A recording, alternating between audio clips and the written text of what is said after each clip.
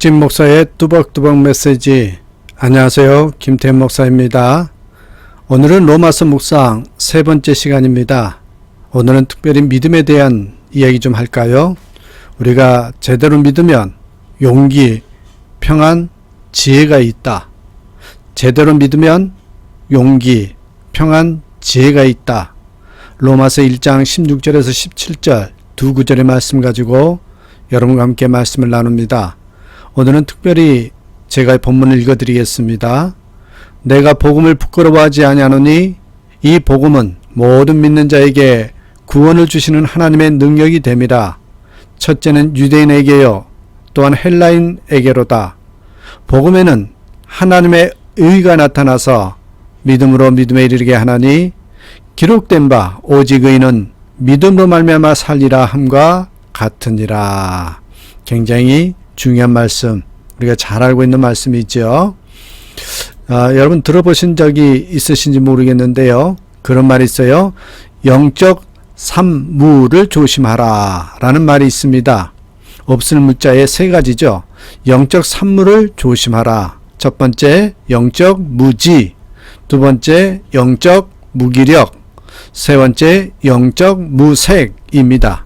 이것에 대해서는 조금 이따가 다시 한번 설명드리겠습니다만은, 자, 먼저 생각해 볼 것은 요 영적 산무를 조심하라 그랬는데 이 말은 누구에게 사용될까요? 바로 여러분 예수를 오래 믿는 사람들을 향한 말입니다. 그래서 우리는 이렇게 말할 수 있습니다. 옆에 제가 써놨습니다. 복음, 예수 그리스도를 정말 필요로 하는 사람은 교회 밖에보다 교회 안에 많다. 여러분 어떻게 생각하십니까? 교회를 오래 다녔음에도 복음에 대한 거부 반응을 가진 사람들이 있어요. 여전히 복음에 대한 의심을 가진 사람이 있단 말입니다. 복음에 대해서 불감증의 마음을 가진 사람들입니다. 그러므로 이런 사실들을 볼 때 왜 바울이 로마에 있는 성도들에게 복음을 전하라고 그렇게 했는지 이해가 갑니다. 그래서 복음은 우리 모두에게 동일하게 필요한 것입니다. 오늘 본문 1장 16절 17절은 이른바 로마서의 주제라고 불릴 수 있는 말씀이죠. 한문으로는 이 이신칭의라고 합니다. 무엇보다 이 말씀은 로마서를 이해하는 데 결정적인 열쇠가 되는 구절이기도 합니다. 그만큼 중요하기 때문에 오늘은 특별히 이 두 구절만 여러분과 함께 나누고자 합니다. 이 두 구절에는 우리에게 바울이 이야기하고자 하는 것은 복음이 무엇인지 또한 어떤 것인지 자기에게 나타나신 하나님이 어떤 분인지를 알았던 그 바울이 우리에게 복음, 그 하나님의 은혜가 크기가 얼마나 큰지에 대해서 깨달았던 사도 바울이 우리에게 가르쳐주는 말씀이죠. 당연히 그는 복음의 능력을 아는 사람입니다. 그렇죠? 그래서 그는 강한 확신을 피력합니다. 나는 복음을 부끄러워하지 않는다. 복음은 모든 사람을 구원하는 하나님의 능력이다. 다시 한번 분명하게 명제를 우리에게 제시합니다. 이렇게 말하는 이유가 있습니다. 사도 바울이. 바울은 지금 무엇을 바라보고 있습니까? 자, 여기서 주목해서 보십시다. 바울은 지금 무엇을 바라보고 있느냐? 자기가 아닙니다. 바울은 자기를 바라볼 만한 사람이었어요. 육체를 자랑할 만한 사람이었잖아요. 아시잖아요. 그래서 유대인들을 향해서 너희가 육체를 자랑한다면 나도 할 말이 많다. 태어난 지 8일 만에 할례를 받고 베냐민 지파로서 유다인 중에 유다인이요 가말리엘 문화에서 공부했으며 나면서부터 로마 시민권자로라. 그러나 그가 하나님의 의인 복음을 만나면서 그는 육체를 자랑하지 않습니다. 육체를 신뢰하지 않을 뿐만 아니라 쳐다보지도 않습니다. 그는 오직 십자가에서 죽으시고 사흘 만에 부활하신 예수 그리스도 하나님의 의만을 바라보기로 한 것이지요. 이것이 신앙생활의 열쇠입니다. 자기를 바라보면 안 됩니다. 아까 영적 산무를 조심하라 그랬죠. 옆에 써놨는데 한번 보시겠어요? 영적 무지란 결국 자기의 육체를 신뢰하고 바라보면 생기는 것입니다. 영적 무기력이란 자신의 상한 감정과 생각, 주장에 얽혀서 자신의 입장만 바라보면 그만 영적으로 힘을 잃어버리는 것입니다. 영적 무색이란 결국 여러분 복음에 대한 분명한 영적 확신이 없어지고 하나님의 의가 사라지면 아무 색깔이 없는 소위 맛을 잃은 소금과 같은 영적 삶을 살게 된다라는 것이죠. 그렇습니다, 여러분. 그래서 사도 바울처럼 주님을 바라봐야 됩니다. 복음을 다시 들으십시오. 그 능력을 회복하십시오. 기도의 자리에 다시 나오십시오. 하나님의 일하심을 선포하십시오. 이것이 믿음의 열쇠입니다. 우리 믿음의 대상은 당연히 하나님이십니다. 그죠? 하나님이신데 이 하나님에 대한 믿음의 내용은 두 가지입니다. 잘 기억해 두십시오. 여러분, 믿음의 내용은 딱 두 가지. 하나는 하나님은 전능하시다. 여러분 믿으시죠? 하나님은 전능하시다. 또 하나는 하나님은 우리를 사랑하신다. 이 두 가지가 믿음의 내용이거든요. 하나님은 천지 만물을 말씀으로 창조하실 정도로 능력 있는 분이십니다. 또한 그분은 독생자 예수 그리스도를 십자가에 못 박히실 만큼 우리를 사랑하시는 분입니다. 여러분, 이거면 되지 않습니까? 우리에게 어떤 하나님이 더 필요합니까? 진정으로 이 하나님의 전능하심과 하나님이 우리를 사랑하신다는 사실을 믿으면 우리에게 주시는 세 가지 선물이 있습니다. 오직 의인은 믿음으로 말미암아 살리라. 이 믿음으로 살면 어떤 것이 주어지는지를 한번 생각해 보도록 하겠습니다. 오늘 말씀 제목이 있어도 볼 수 있었던 것 첫 번째는요, 믿음의 선물은 용기입니다. 용기. 여러분, 폴 틸리라는 신학자가 있는데 존재의 용기라는 책을 썼습니다. 이 책은 인간이 인간답게 존재하기 위해서는 필요한 것들이 많지만 그 가운데 용기가 가장 중요하다는 점을 깊이 고찰했습니다. 인간에게는 용기가 필요합니다. 그런데 이 용기가 어디에서 생기는지 가르쳐주고 있어요. 여러분, 용기가 어디에서 생기는지 아십니까? 바로 믿음에서 나옵니다. 믿음이 있어야 용기가 있습니다. 인간이 믿음이 없으면 비겁해집니다. 자, 다윗은 누구보다도 용기 있는 사람이었습니다. 다윗은 골리앗을 대했을 때 두려워하지 않았습니다. 많은 사람들이 거인 장군을 두려워하면서 벌벌 떨 때 어린 소년 다윗은 골리앗을 겁내지 않고 담대히 나가 싸웠습니다. 반면 사울왕을 비롯한 병사들은 비겁했습니다. 어린 소년이 나가서 싸우겠다고 했을 때 노툭을 씌우고 갑옷을 입히고 칼을 채워 주었습니다. 이스라엘 군대의 나약함을 단적으로 보여주는 장면입니다. 어린 소년인 다윗보다 용기 없는 어른들의 모습이죠. 다윗은 골리앗을 마주친 상에서 어떻게 이야기했습니까? 유명한 말씀이죠. 사무엘상 17장 45절에서 너는 칼과 창과 단창으로 내게 오거니와 나는 만군의 여호와의 이름 곧 내가 모욕하는 이스라엘 군대의 하나님의 이름으로 내게 가노라. 다윗에게는 골리앗을 두려워하지 않는 용기가 있었습니다. 그런데 이 용기가 어디에서 왔습니까? 믿음에서 왔습니다. 다윗에게는 하나님이 나와 함께 하신다는 믿음이 있었습니다. 하나님은 골리앗보다 강하시며 하나님은 칼과 단창과 비교할 수 없는 능력을 가지신 분이심을 믿었습니다. 유치원에 다니는 아이가 아빠와 함께 동네 어귀를 지나는데 아빠의 옆구리를 쿡쿡 찔러요. 그리고는 반대편에 걸어온 한 5학년, 6학년쯤 되는 그 아이를 가리키면서 아빠, 저 형아가 나 때렸어요 하고 이러는 것입니다. 무슨 말이에요? 아빠들을 복수해달라는 것입니다. 그런데 이 아빠가 대꾸도 안 하고 모른 척하고 지나치는데 그 아이가 아빠의 손을 부리치고 달려가더니 문제의 형을 발로 탁 걷어차고는 의기양양하게 아빠 곁으로 돌아오는 것이었습니다. 아무리 자기보다 크고 나이 많은 형이라지만 아빠가 함께 있는데 무서울 게 어디 있느냐는 생각으로 들이댔던 거죠. 이 우스꽝스러운 모습을 보면서 다윗이 골리앗을 이긴 이치가 바로 여기에 있음을 알았습니다. 사울왕이나 이스라엘 백성들은 편할 때는 하나님을 믿는다고 했는데 골리앗이 나타나니까 눈앞이 깜깜해져서 하나님이 보이지 않았습니다. 하나님의 계심이 믿을 수가 없었던 거죠. 하지만 다윗은 골리앗이 나타났음에도 불구하고 하나님을 믿을 수 있었습니다. 믿음의 눈으로 하나님을 볼 수 있었습니다. 다윗이 골리앗을 이긴 것은 기적이 아니라 일상에서 일어나는 보편적인 일이고요. 누구나 그렇게 할 수 있다는 사실을 우리는 위의 꼬마아이를 통해서 깨닫습니다. 하나님이 늘 나와 함께 계심을 믿고 또 그 하나님이 전능하시며 나를 사랑하시는 아버지이심을 믿을 때 우리는 비겁해지지 않고 그 누구도 두려워하지 않게 됩니다. 그렇습니다. 여러분, 진정한 용기는 믿음에서 나옵니다. 사람들은 문제가 있기 때문에 넘어지는 것이 아니라 아십니까? 용기가 없기 때문에 넘어지는 경우가 많습니다. 골리앗이 있기 때문에 이스라엘이 패한 것이 아닙니다. 하나님을 보지 못한 불신 때문에 무너진 것입니다. 우리 삶의 문제는 세상을 바로 보지 못하는 데 있는 것이 아니라 하나님을 보지 못하는 데 있습니다. 우리가 소년 다윗처럼 작고 세상 골리앗처럼 크다고 할지라도 문제될 것은 없습니다.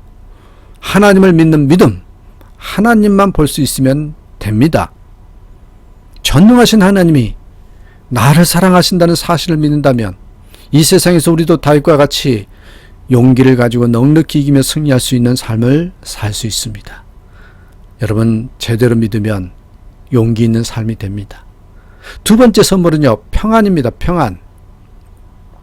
믿음으로 말미암아 용기는 아주 자연스럽게 우리에게 또한 평안을 선사합니다.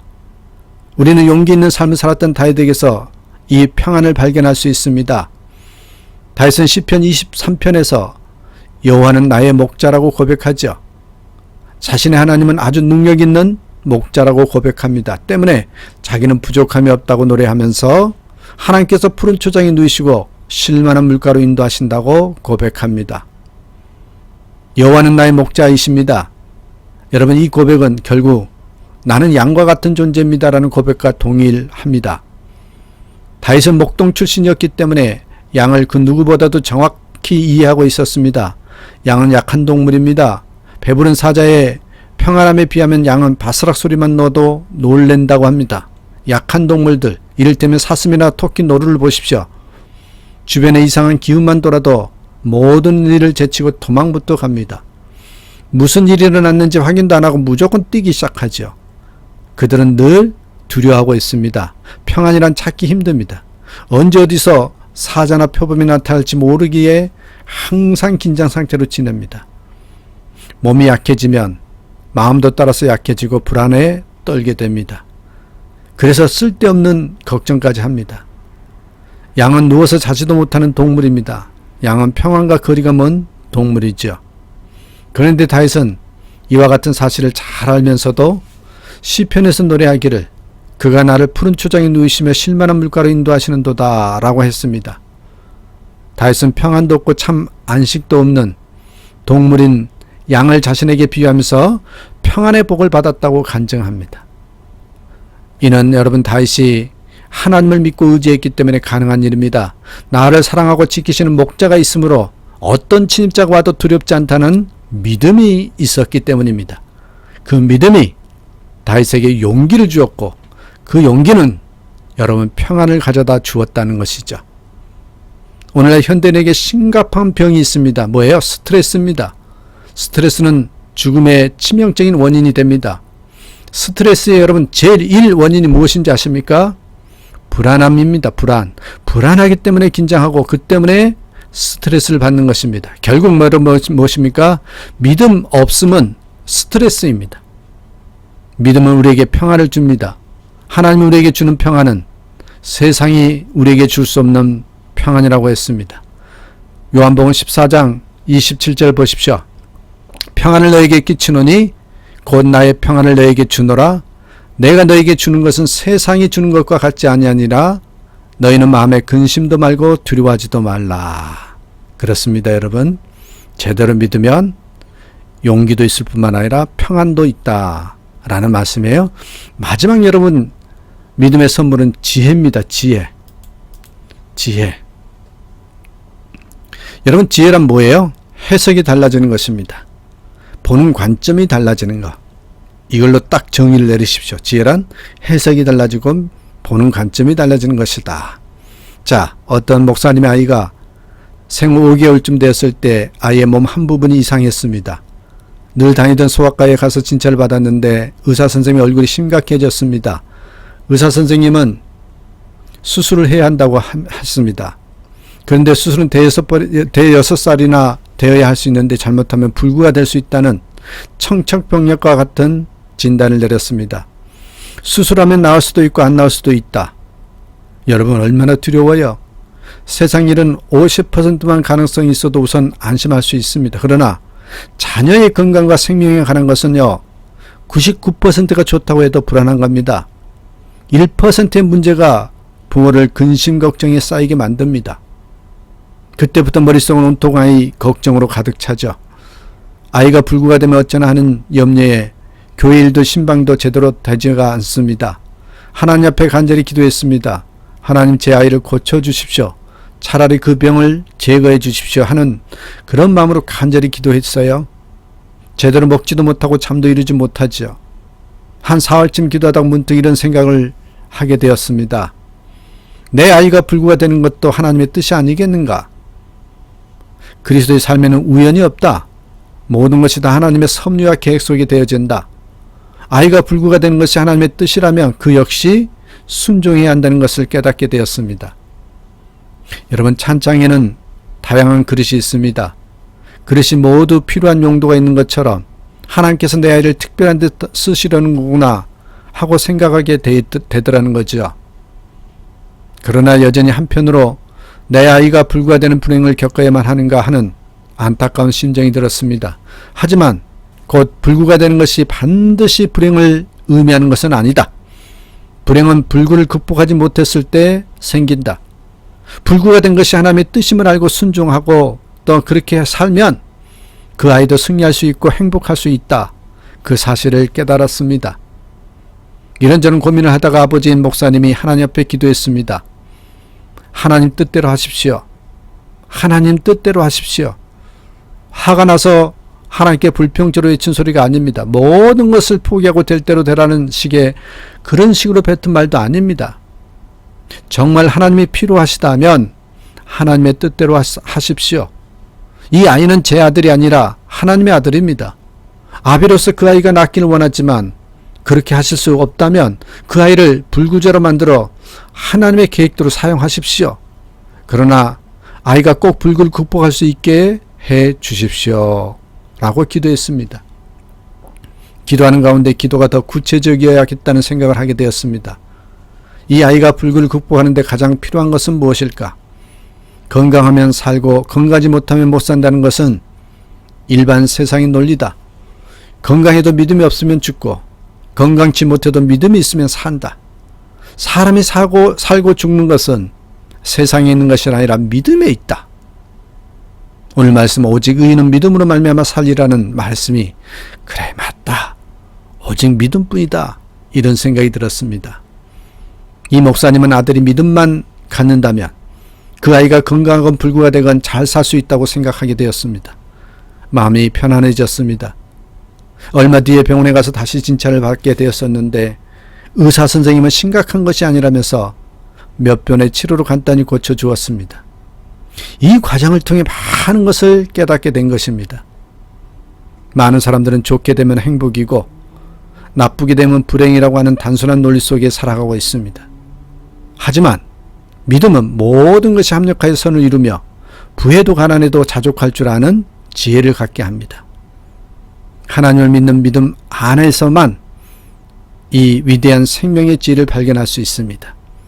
오직 의인은 믿음으로 말미암아 살리라. 믿음으로 용기와 평안과 지혜를 선물 받는 저와 여러분 되시기를 간절히 축원합니다. 오늘도 주님 안에서 기뻐하시고 주님 때문에 행복하다 고백하는 하루가 되시기를 간절히 축원합니다. 감사합니다.